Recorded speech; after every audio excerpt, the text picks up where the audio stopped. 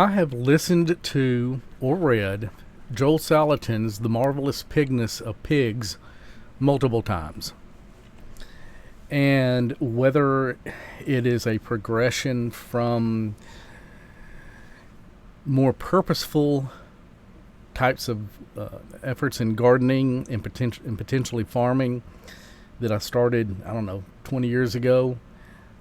I was raised on a row crop farm, and it was a business. It was a family lifestyle, but it was a business. And even though Dad was a deacon, I was raised Christian, Southern Baptist to be specific. Even though he was a deacon and a Sunday school teacher and a church training director and basically everything other than a choir member, choir director, or pastor, and we were encouraged to live godly lives, I don't really remember much in the way of conversations about how to operate the farm on a biblical basis, or what to grow, or how it should look, or anything like that, using the Bible or our faith with being as much of a reference as the county extension service.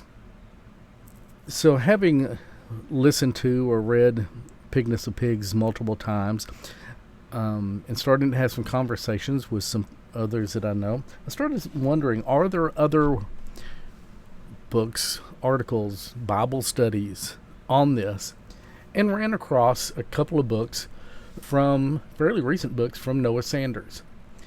So he's got this book out, and then he's got, I've got another one of his books that's, I don't know if it's not so much a Bible study as basically like some kind of a little course. I haven't read it yet. That's my next one, course on how to teach people gardening, small-scale gardening, from scratch with a biblical emphasis. It's not on an ebook. It is physical only at this time. In getting this one, and I've got the physical copy and then I got the electronic copy. In getting this, I found it reassuring that the foreword is by Joel Salatin. Now, I'm not going to get into much information about Noah because I don't know much about Noah Sanders. You want to know more about him, go to his website, look up his book, buy his book, read his book. Let him tell you about him.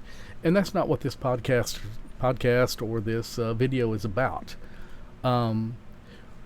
What I'm doing here, and it's as much note-taking for myself as anything else. I'm not trying to convince anybody of anything. I am not knowledgeable enough, wise enough, expert enough to try to convince anybody of anything.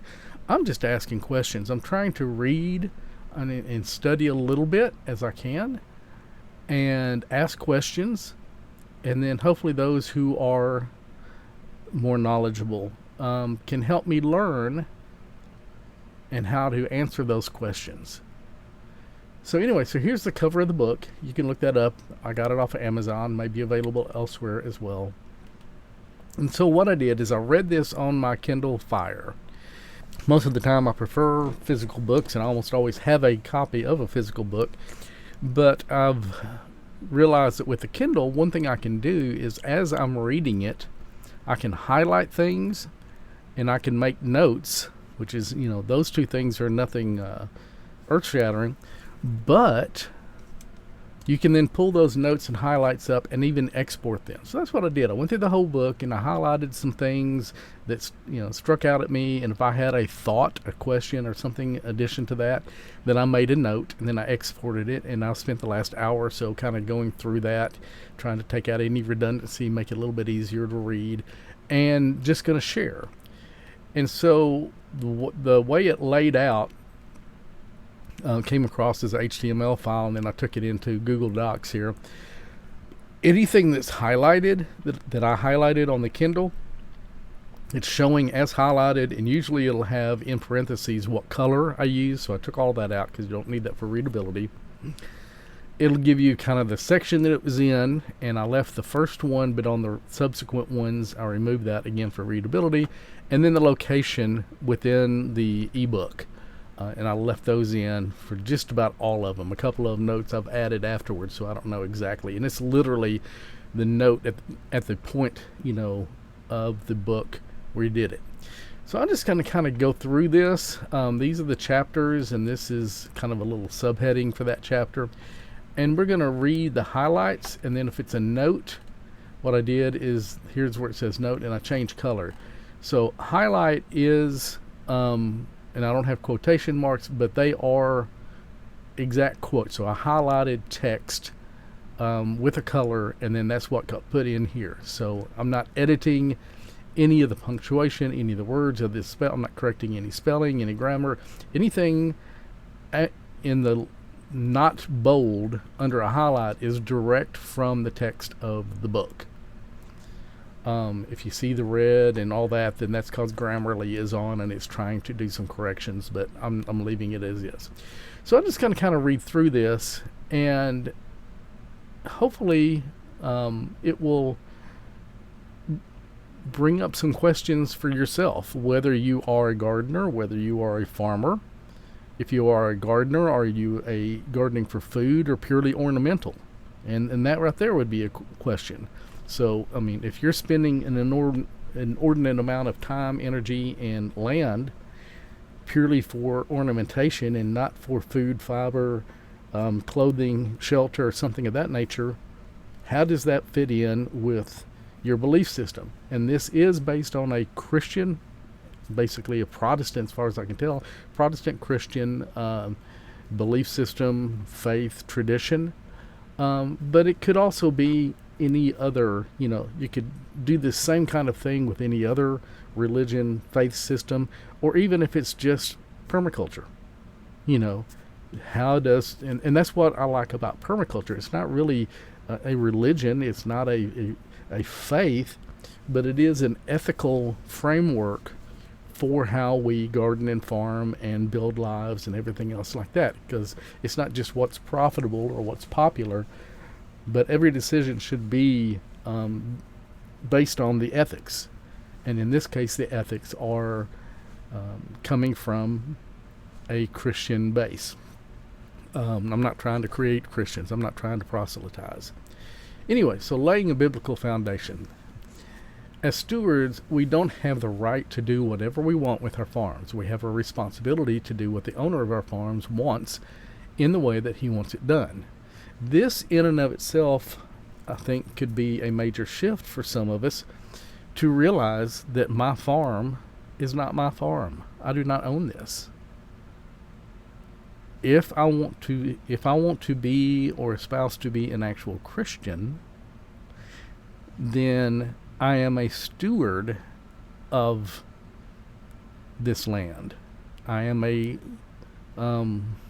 leasee. I'm leasing it. I have been hired, however you want to put it, but it's not mine to do with as I wish. I have a boss. So how do I treat this land when I realize that I have a boss and I am not the boss? Does that make a difference? The goal of farming isn't just to make money off the land. The goal is to love God by reflecting His image as we care for His creation and produce food and fiber that provide the need of others. Others there being ourselves and our family as well. So this kind of gets into, what could be the difference between a garden and a farm. A garden is typically for personal or family use only. And when you begin to make it a business and provide for others, with remuneration of some kind, then maybe that's a farm. That's one way some people differentiate between a garden and a farm. He provides for the birds and the flowers. He provides, but that does not mean they do not die or get eaten. So this kind of gets into some of the non-gardening, non-farming type things where people say, seem to think that, if you're a good Christian, God will provide, that you will not have strife, you will not die, you will not be sick, nothing bad or uncomfortable will happen. And I do not, from the way I was raised in the Southern Baptist Church, and even when I went to Orthodoxy, I do not see any guarantees of no strife. I do not see guarantees of health, of wealth, of happiness, of happiness in the way that the world calls happiness. Indeed, I see many places where that's, that it is the narrow way. It is the hard way. And if there's any guarantee whatsoever, that is probably a guarantee that you will feel persecution and it will be difficult. Kind of continuing on the ownership. If we don't own our land, well, we don't own our land, but neither does anyone else.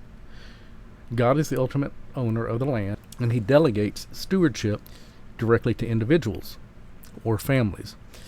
This means that he also delegates temporary ownership and rights to those individuals so that they can properly fulfill their responsibilities as stewards.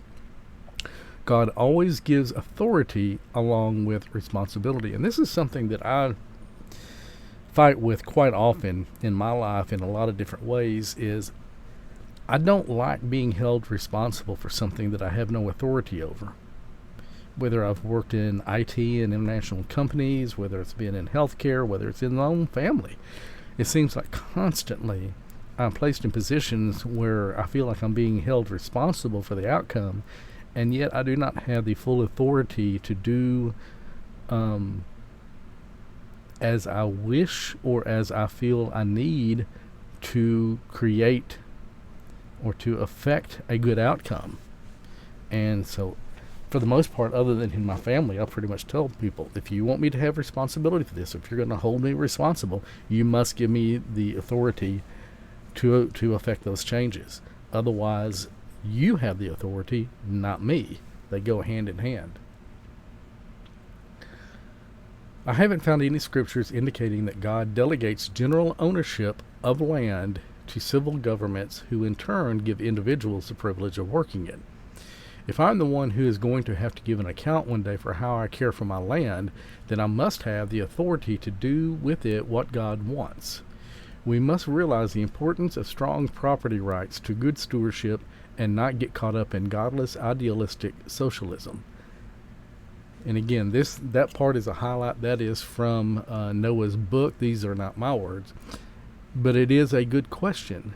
I mean, can government, any form of government, own land in a Christian-based system?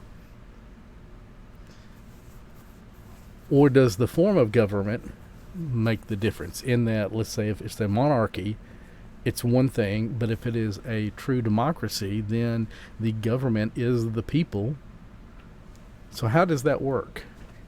And if the government cannot own the land and then transfer ownership or stewardship to the person, how do property taxes fit into that? Because essentially, at least in the U.S., and I think many other places in the world, you have annual property tax. If you don't pay it, then you lose your land, which makes it seem like the land ultimately is owned by the government, because if you do not pay your taxes, your rent, you lose it. So you're renting from the government. So how does that work, and how do we deal with that as citizens, as people? I need to search the Bible and traditions for examples of ownership to individuals, families, or peoples, the commons. Evaluating agriculture. Does modern farming reflect a biblical foundation? Again, modern farming. The environmentalist concept of an ideal landscape is one devoid of people. I'm not going to say that all environmentalists are like that, but that is a perception of some outside of environmentalism of environmentalists. So I think that that's kind of a grain of salt. My comment or my note was that I disagree and find it as a vast oversimplification and profiling. And I do. I think that's an oversimplification of, quote, environmentalist. As Christian farmers, we need to guard against greed. Greed can cause us to pursue riches and farm at the expense of others. And greed can cause us to selfishly produce only what we need while wasting resources that could be used to share with others. If we want to have born-again dirt, then we need to seek a farm that seek to farm in a way that is sustainably fruitful. It's a lot easier to be either sustainable or fruitful. But because it's not about us, we need to purpose to be both sustainable and fruitful. Sustainably fruitful is the harder path, but anything less is bad stewardship. So yeah, I mean, to be sustainable might be to manage the land in a way where there are no fruits removed from it, that there is no food, no fiber, no housing, where it is essentially left as a preserve, as a nature preserve, to be untouched and unutilized. And it seems to be that the Bible says, no, the land, at least the majority of it, whatever is placed in your care, is to be managed. There is to be food, fiber, clothing, shelter, and other things gleaned from it. Likewise, fruitful, if you go purely for fruitful, then that can be a very short-term, unsustainable,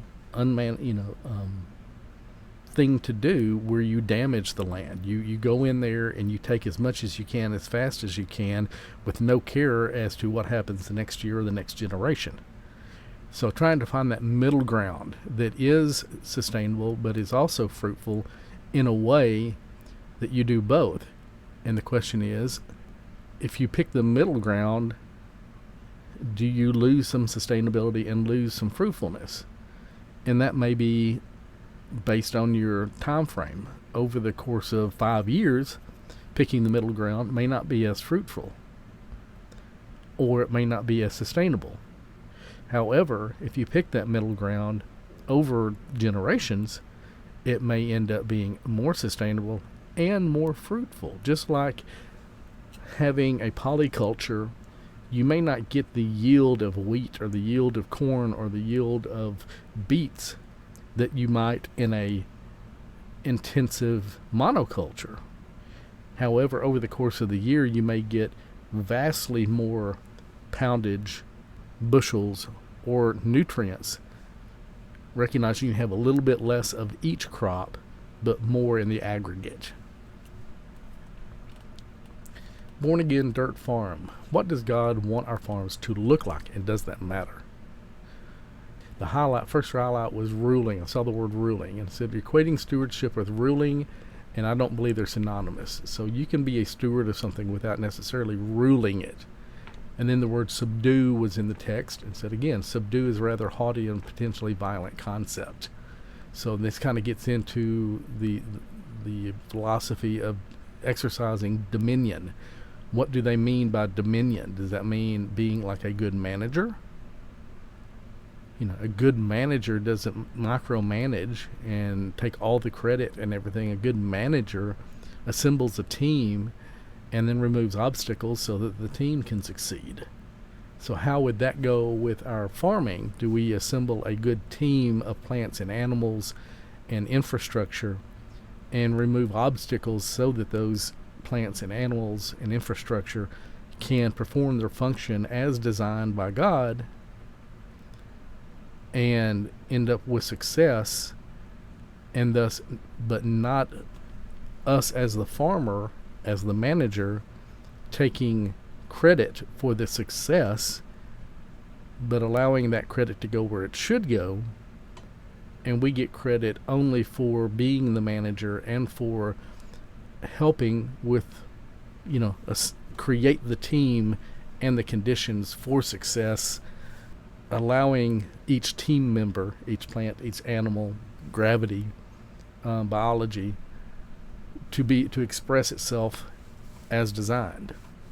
How do we balance that? Pleasing to the eye. What does pleasing to the eye? In the U.S. that typically means absolutely manicured and controlled. Lawns and hedges that are frequently pruned or cut or whatever into shapes, into whatever, a very controlled environment.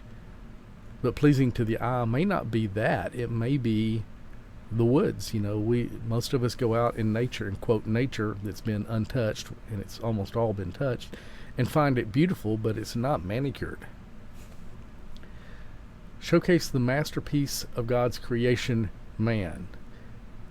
My only thing there is that let's not get too prideful about being man in God's masterpiece. I mean, be careful of pride creeping in there. A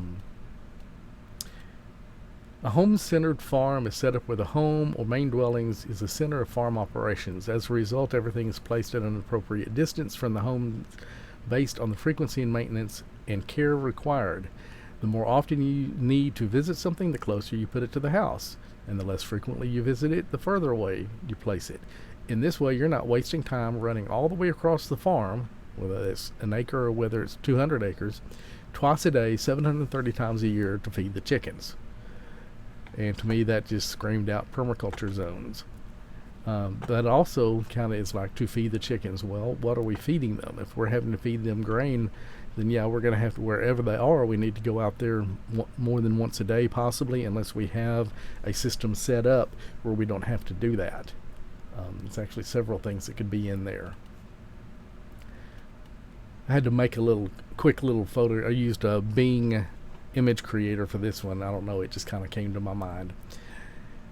So the role of a Christian farmer, being a good and faithful steward of the land. He says in there a little phrase, walk your farm with the owner. So think about that. I mean, if you were leasing or in some way was put in charge of a farm, whether it's an acre or whether it's hundreds of acres, would it not be good to have such a relationship with the owner and have such respect for the owner, and hopefully, more or less some respect back, that you would feel comfortable and look forward to and value walking the farm with them, talking about it. On your walk with the Lord, go alone if possible. Pray out loud or whisper if that would be more comfortable. Just talk to the Lord and give him a tour of the farm. Thank him for all that he's given you.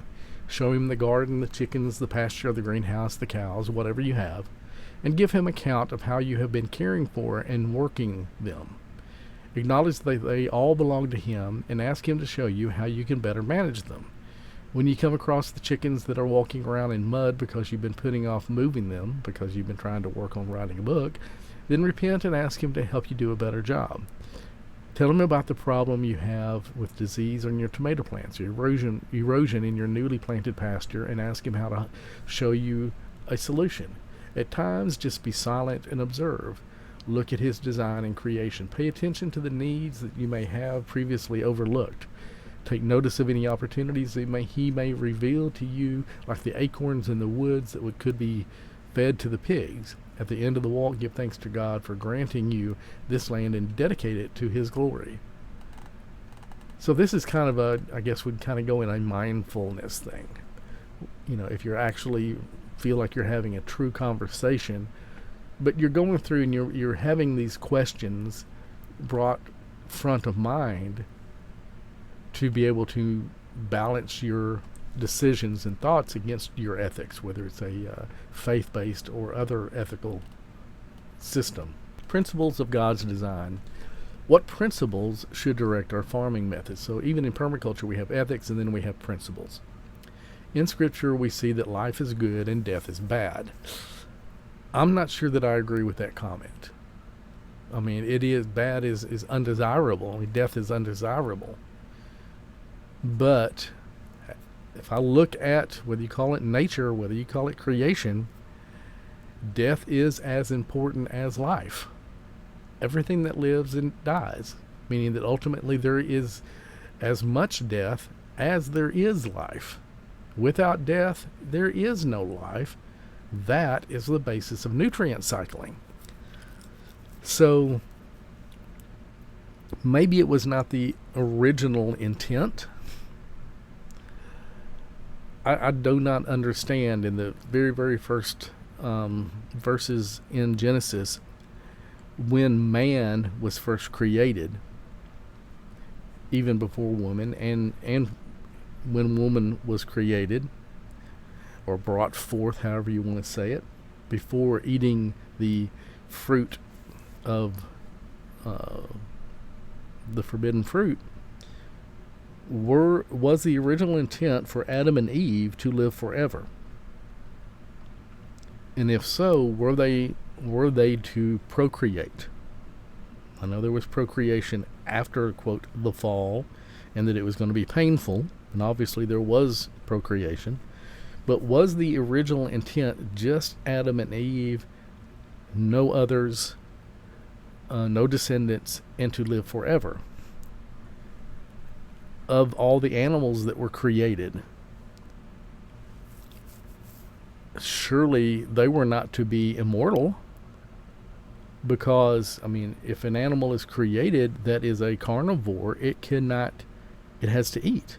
And for a carnivore to eat, another animal has to die. If it's an herbivore, the plant has to die. And as part of that, we've got all the micro life in there, the fungi, we've got the bacteria. In the soil, we've got nutrient cycling, from the bacteria to fungi to arthropods, the protozoa, the amoeba. Everything lives by eating something that either dies in that process of being eaten or has already died and is then eaten. So it seems to me that I'm not sure that I agree that death is bad. It may not have been the original intent, but it is now serving a purpose, and without which there could not be life. Should clarify what I believe biblical rest means. So now we're on a different topic. The Bible clearly states rest means to stop work. We saw in the preceding passages that when God says to rest on the Sabbath, he goes on to explain that no work shall be done. However, exactly what does this look like? Does it mean that we shouldn't get out of bed in the Sabbath? Should we cook meals? Does it mean that we shouldn't feed our animals? And my comment was, don't become a Pharisee. Be careful making this so legalistic that you start trying to define what work is and what isn't, and then not only using that for your own life, but to then judge other people as to how godly they are, because they're working, but based on your definition of work. Is it effort? Is work effort? Is work for profit? What is work?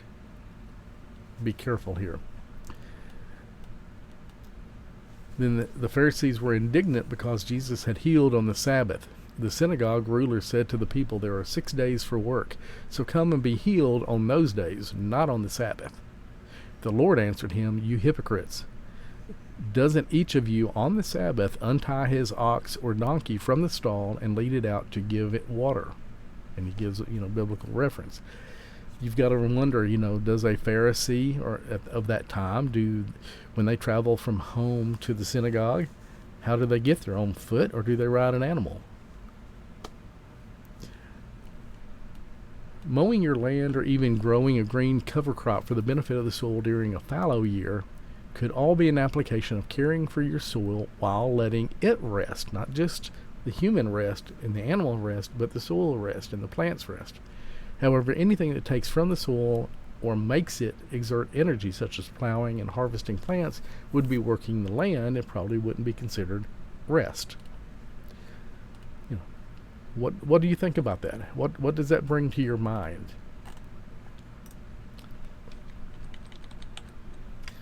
So, patterns in God's design.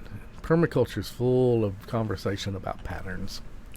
How can we honor the patterns God put in creation? Rarely in God's creation will you ever find bare soil except where man has removed the covering of mulch. To me, this indicates that mulching is a design God intended for the health of soil and plants, and would therefore be beneficial for us to copy in our production methods. I don't really disagree with that, other than in biblical times, whether it's Old Testament or when Jesus was around, were there not deserts? I mean, truly was every inch of the earth covered in a mulch or living plants? Were there not deserts? Were there not rocky places where there was no soil and therefore no plants. Now there was life, but take it with a grain of salt. Listen and hear my voice. Pay attention and hear what I say. When a farmer plows for planting, does he plow continually? Does he keep on breaking up and harrowing the soil? When he has leveled the surface, does he not sow caraway and scatter cumin? Does he not plant wheat in its place, barley in its plot, and spelt in its field? His God instructs him and teaches him the right way. Again, we can become a bit of a Pharisee here, not only in being literal. If you took this verse out of context and based your whole farm on that, you would only plant caraway, cumin, and wheat, and barley, and spelt.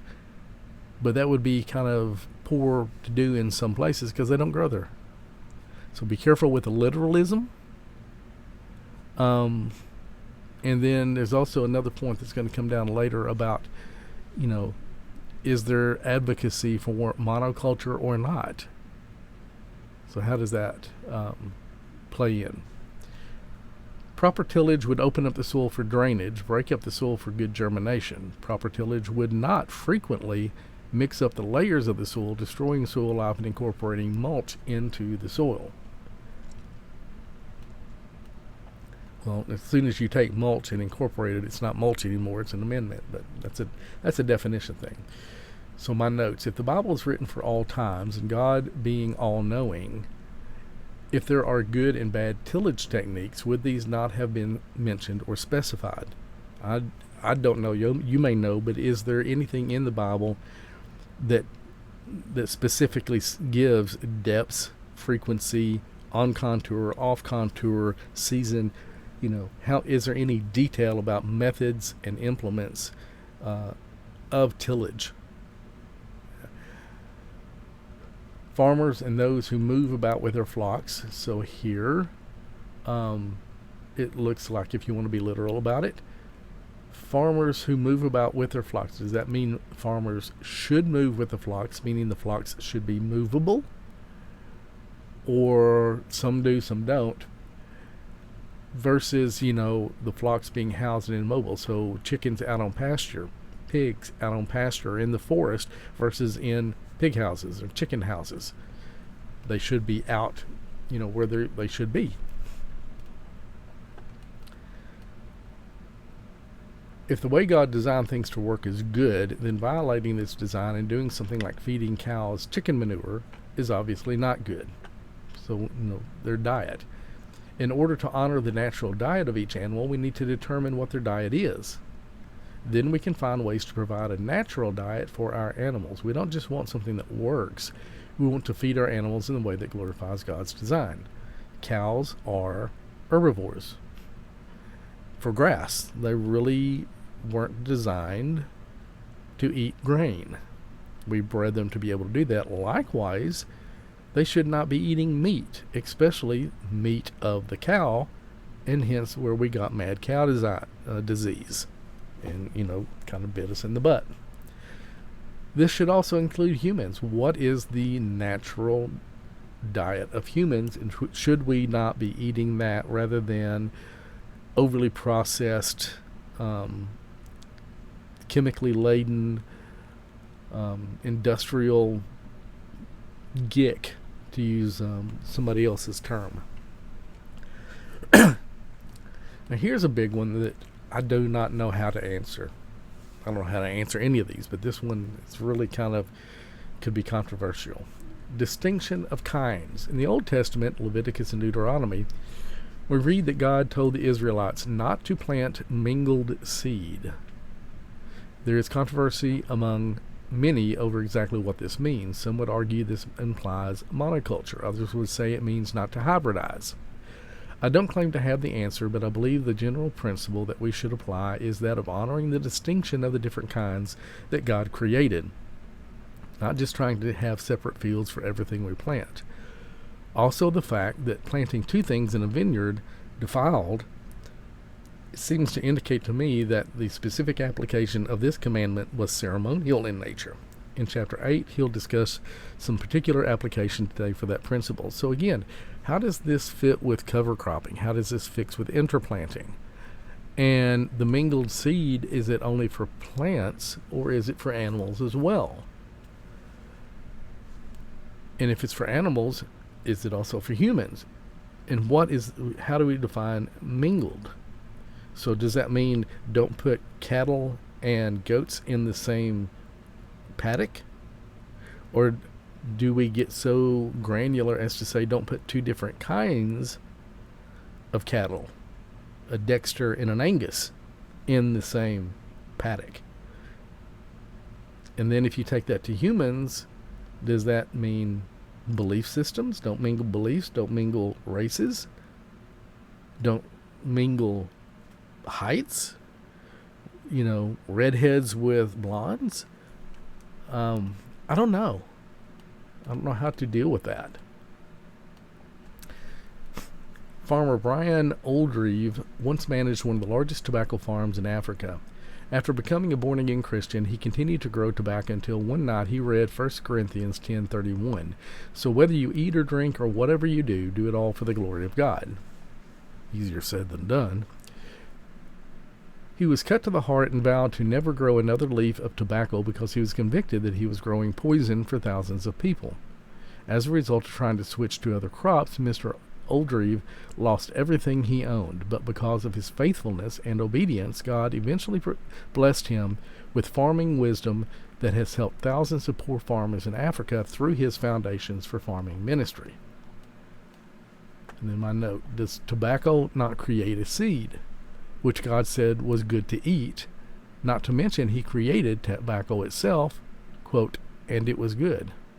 So at the beginning of creation, everything he created, he stopped and said, and it is good.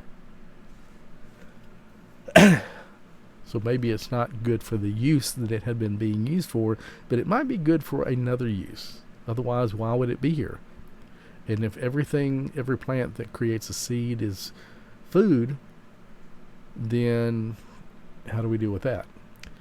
The purpose of what we grow is to provide for the physical needs of people in a way that honors the design and intent of God, as opposed to growing or raising primarily for profit, thus changing the product to whatever's most profitable, even if a market must be created just to make it profitable, such as corn. We got so good at growing corn, and we were growing corn so cheaply, that at least in the U.S. we had to create markets to utilize all the corn that we were growing. Otherwise, the price would go down so low that it was not profitable, thus ethanol. So, if we're growing corn for food, for humans, maybe even for animals, would that be righteous? But growing corn that's destined to be put in the gas tank, not? And how do you know? It's a commodity. You have no idea where your bushel is going, other than the type that you're growing. I mean, sweet corn's typically not going to be used in ethanol, whereas field corn or dent corn might be. The most basic physical needs of man are food and clothing and shelter. In order to survive and thrive, we have got to have something to eat in order to wear. If the primary purpose of our agriculture is to provide for the needs of ourselves and others, then it appears we need to be growing things that are either good to eat or useful for making clothes.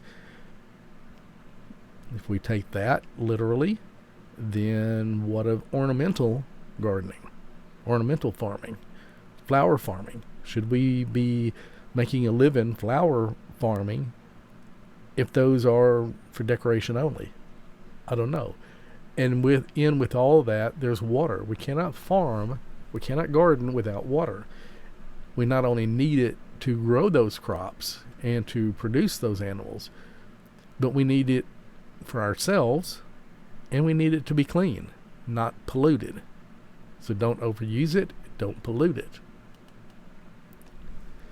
He makes grass grow for the cattle and plants for man to cultivate, bringing forth food from the earth, wine that gladdens the heart of man, oil to make his face shine, and bread that sustains his heart.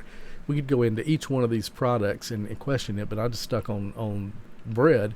What of this gluten intolerance? How can bread be an intended food and make us sick, unless we've done something wrong? Then God said, I give you every seed-bearing plant on the face of the whole earth, and every tree that has fruit with seed in it, they will be yours for food. And this is from Genesis 1. Meaning, if you want to be literal about it, every plant that has seed, every tree that has seed in it, is okay to eat. And I had to look it up. Do figs make seed? Apparently they do. Are there any plants which do not make seed, which we or any culture, now or in the past, have eaten? I don't know. I'm not a horticulturalist. And then on top of the plants and stuff, also in Genesis, but in Genesis 9, everything that lives and moves will be food for you. Again, everything that lives and moves will be food for you, just as I gave you the green plants. Now I give you everything. No prohibition. Which makes me think, vegan Christians?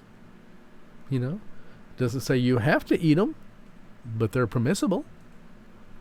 Pig is permissible. Squirrel is permissible. Snake is permissible. If it lives and moves, seafood, it's permissible. Insects, worms, food from bacteria and fungi.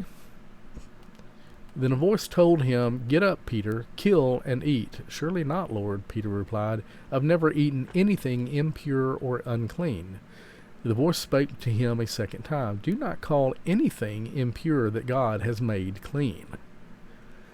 The question here is, what does made clean mean? It's not called clean, self-identified as clean. What does made clean mean, and what made it clean? Is it clean from creation? Is it made clean as converted from unclean to clean? I don't know. May we not destroy the work of God for the sake of food. Ouch. So what are we doing to our soil? What are we doing to the mountains, to the hills, when we level them to make growing rice on a precision-leveled field easier? What are we doing when we're pumping water out of the ground or out of rivers and polluting it so that we can more efficiently and more profitably grow a crop that it's not really needed? Because think about it, in the West especially, we have an obesity crisis, and we're concerned about our crops not making enough money because the prices are so low they have to be subsidized, or we need insurance. 1 Corinthians, everything is permissible, but not everything is beneficial. Everything is permissible, but not everything is constructive. Nobody should seek his own good, but the good of others. Eat anything sold in the meat market, without raising questions of conscience. For the earth is the Lord's and everything in it. So my question, I can't believe that solely because it's for sale and it was produced on earth that it's good if it's poison. Are we to separate the first part for producers and the second for consumers? Does it not say eat? It does not say eat with abandon or without care as to whether that particular portion is healthy, but without conscience. So regardless of how it's grown, raised, produced, if we know that something sold as in the market as meat is not healthy, we should eat it anyway? Or even if it's chicken, even if it's pig, even whatever animal it is, if we know it's being grown in a way, if it's the chickens with the beaks that are cut off and the pigs with the tails cut off and, dehorned, debudded, in crates, can't turn around, whatever like that, if we know that it's being grown in a way which is nobody would say was godly, the mere fact that it's sold in the market, does that make it, quote, clean? And we can buy it and eat it without any conscience or concern? Focus on growing clean animals. Although no longer required under the law for grace, the ceremonial restrictions still have many health benefits. For instance, many of the unclean animals are scavengers and predators, those most likely to be carrying a disease of some sort. Pigs carry tapeworms, which can spread to humans through pork if not cooked properly. That being said, I still eat bacon, and we are raising some pigs, but the majority of the meat we eat is clean beef, chicken, venison, and scaled fish. There appears to be wisdom in the ceremonially clean foods even today. So it would make sense to major on producing clean animals for food and minor in the unclean animals like pigs. My note, many of these scavenger animals are useful on the farm precisely because they complete a portion of the nutrient cycle. Exactly that which makes soil healthy are the various trophic levels of microbes and arthropods and larger.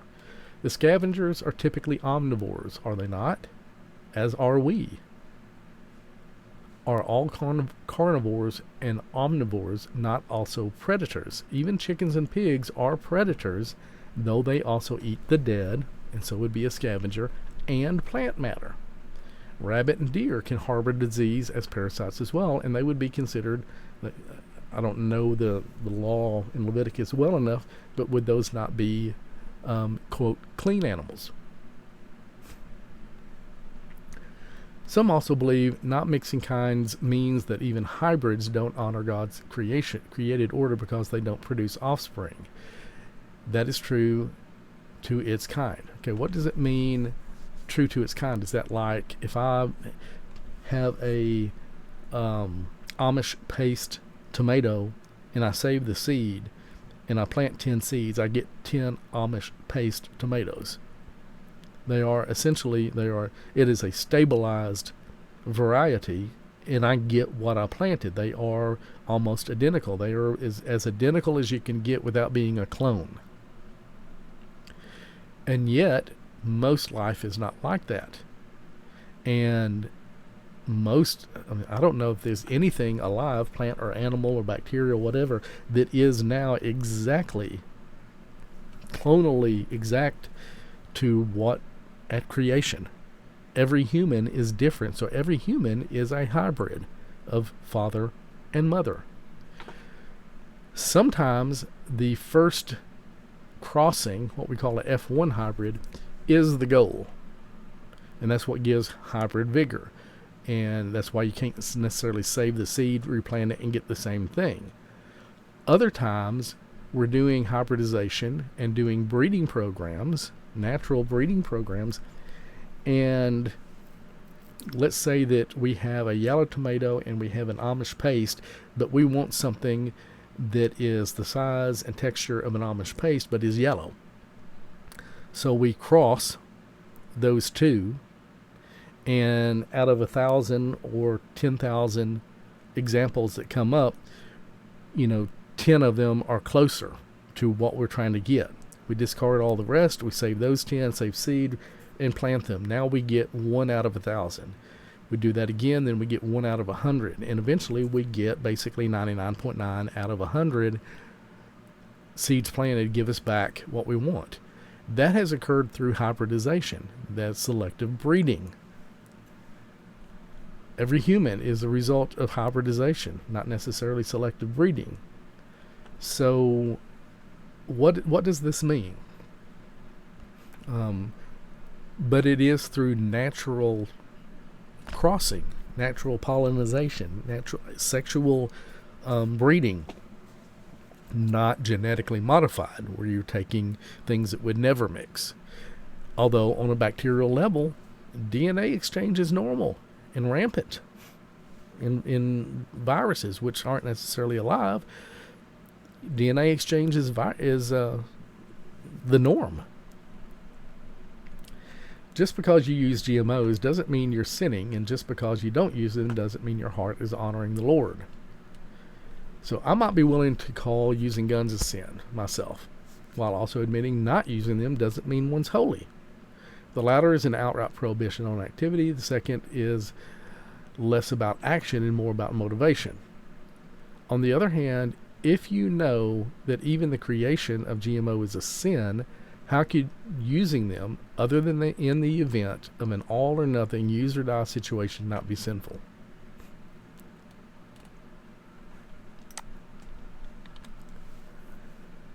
I know this is getting long, but I just want to get through it and do it all in one. So, ministry of marketing, this kind of, makes me have to think a little bit here because, in my area or in my mind, marketing is not necessarily a godly term.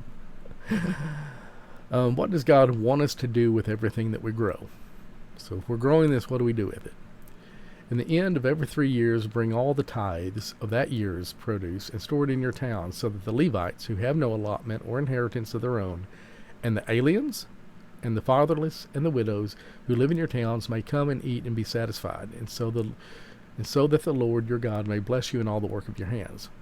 So we can get into, especially in the current day in the U.S., aliens. Permitted aliens? Illegal aliens? What does that mean? Fatherless. Is that fatherless because of death? Because of war? Because of choice? Any and all fatherlessness, regardless of the reason? Are we then promoting or permitting fatherlessness that should not be? And the widows versus, in this case, I would think normally one would think the widow has been married, may have had children, the father husband is not around, but what of the divorced?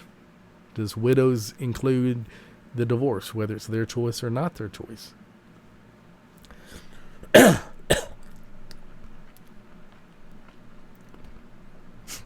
When you reap the harvest of your land, do not reap to the very edges of your field or gather the gleanings of your harvest. Do not go over your vineyard a second time to pick up the grapes that have fallen. Leave them for the poor and the alien. I am the Lord your God. Okay, that's not a suggestion. Doesn't look like a suggestion to me. However, here's the thing that came, because we talked about, ownership earlier up. Not only would this be difficult from a modern efficiency mentality, we set our combines up and stuff in a way to leave the least amount possible on the ground behind. But in order for the poor and the alien to perform this gleaning, one must grant them access to, quote, your land. How does that sit with you? Whether it's an orchard, is this for vegetable matter only, or does this include eggs and animals? Is this saying that we should leave eggs there so that the alien and the poor can come into our chicken house, into our coop, and run and take extras? Take one of the chickens if they're hungry? That they could slaughter one of our pigs? Exactly how far do we go with this? Relationship based. If the marketing we do is to be rooted in love, then it needs to be relationship based. Love involves doing things for one another and looking out for the interest of others. It's hard to do those things without having some sort of relationship. If the people that you sell your farm products to are just numbers on a sheet, it's hard to know how to serve them. In order to adequately know how to serve someone, you need to know them. For this reason, I believe it's best for most farmers to sell retail as much as possible. There are definitely times for selling wholesale, but you lose a lot of opportunity for ministry. When we sell our corn or chickens to a large wholesale buyer, it's easy to just start thinking about our production in terms of profit rather than service to others. Actually knowing your customer helps you realize that the food or fiber you are producing is actually going to provide for people like you. It's easier to apply the golden rule when we can actually see what we are doing unto others. This would seem to favor the small family farm rather than the industrialized one. And also a remembrance that we're not just growing commodities, that this is going in somebody's body. And would that make a difference on how we raise it? Would I use as much Sevin dust or as much Roundup or as much paraquat or as much whatever sprayed on the tomato or the wheat or the cucumber or the squash or the grass that's going to be turned into hay for the cattle that's going to be turned into beef, if while I'm out there tending those crops and those animals, I have the Widow Jones in my mind, that I have little Johnny that lives on the other side of town in my mind, or my grandmother in my mind, would I change my farming practices if I had always in the front of mind, this is going into the body of someone I know and I love?